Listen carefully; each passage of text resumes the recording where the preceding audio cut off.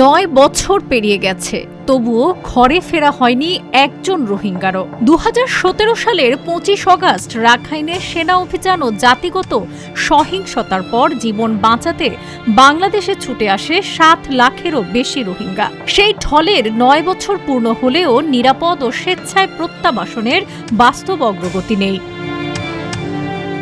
বরং সংকট আরও গভীর হয়েছে।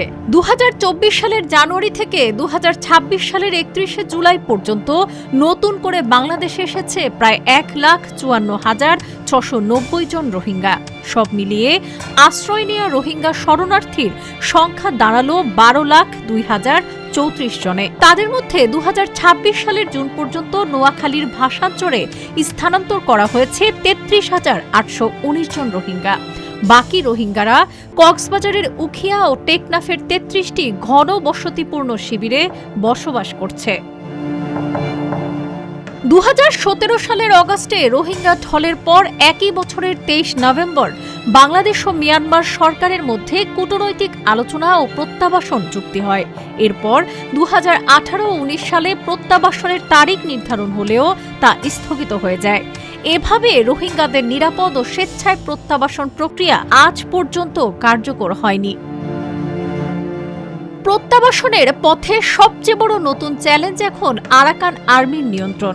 রাখাইনের বিস্তীর্ণ এলাকা ও বাংলাদেশ সীমান্ত সংলগ্ন অঞ্চল তাদের দখলে থাকায় মিয়ানমার সরকারের সঙ্গে আলোচনার পাশাপাশি এই সশস্ত্র গোষ্ঠীকেও বাস্তবতার অংশ হিসেবে বিবেচনা করতে হচ্ছে।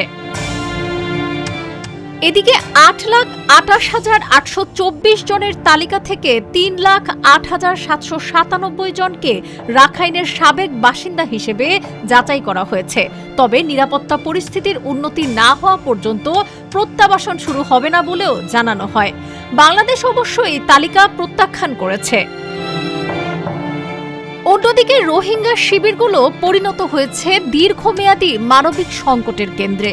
শিবিরে বাড়ছে খাদ্য, নিরাপত্তা ও বাসস্থানের সংকট। এছাড়া পাহাড় ধস, অগ্নিকাণ্ড, বন্যা ও অপরাধের ঝুঁকিও রয়েছে।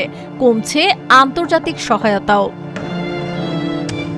বিশেষজ্ঞদের মতে শুধু প্রত্যাবাসনের তারিখ নির্ধারণ নয়, রোহিঙ্গাদের নাগরিকত্ব, নিরাপত্তা ও অধিকার নিশ্চিত করেই টেকসই সমাধানের পথে এগোতে হবে।